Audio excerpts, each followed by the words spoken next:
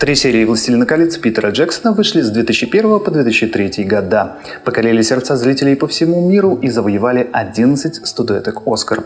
И по сей день трилогия считается одной из лучших экранизаций книг вообще и однозначно лучшей экранизацией оригинала Толкина. Всем привет, это Кино Евгеника, и поговорим сегодня про хоррор.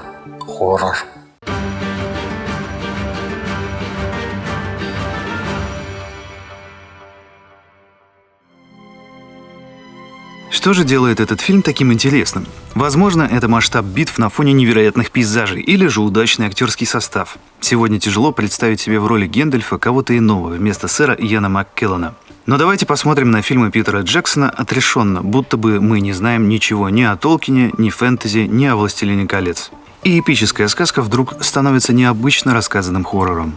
В фильмографии режиссера Питера Джексона можно найти фильмы «Живая мертвечина» и «Страшилы», где режиссер в чем-то восхищается ужастиками категории «Б», а в чем-то высмеивает их. Но трудно отрицать, что приемы, используемые в этом жанре, одни из самых действенных в вопросе эмоционального погружения зрителя.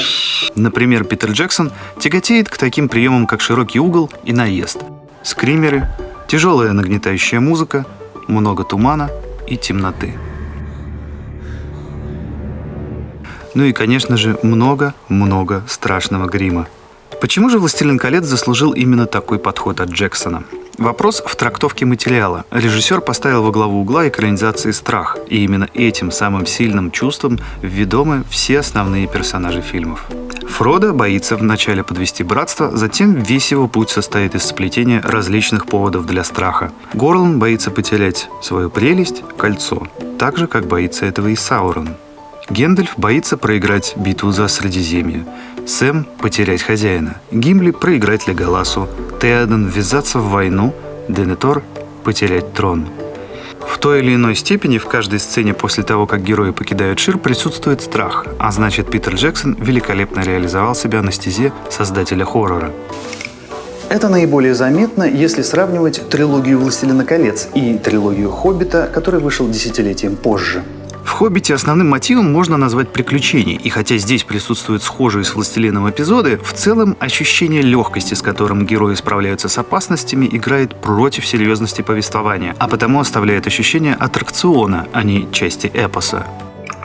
«Властелин колец» и ужастики роднит и относительная дешевизна производства. Бюджет всей трилогии составил $281 миллион, тогда как бюджет каждой серии «Хоббита» был около 200 миллионов, а общий бюджет трилогии «Хоббит» перевалил за 600.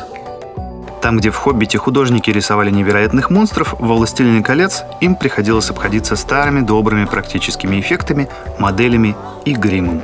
Вообще, ужас может что угодно сделать весьма интригующим зрелищем. Если в бесшабашные полеты по космосу добавить ужаса, получится «Чужой». Если добавить его в репортажную съемку, получится «Ведьма из Блэр». Разбавьте ужасом подростковое взросление, выйдет Кэрри. Страх – одна из сильнейших эмоций человека, а потому гарантированно зацепит каждого зрителя. Потому и по сей день ужасы и триллеры остаются прибыльными и окупаемыми проектами. Ну, а если возвращаться к «Властелину колец» Питера Джексона, попробуйте напугать людей историей про двух полуросликов, которые тащатся полгода, да-да, примерно 182 дня до падения Саурона по выдуманной стране, чтобы просто выкинуть кольцо в вулкан. А вот у Джексона получилось. Это была Кино Евгеника. Мы разбираемся в кино. Пока.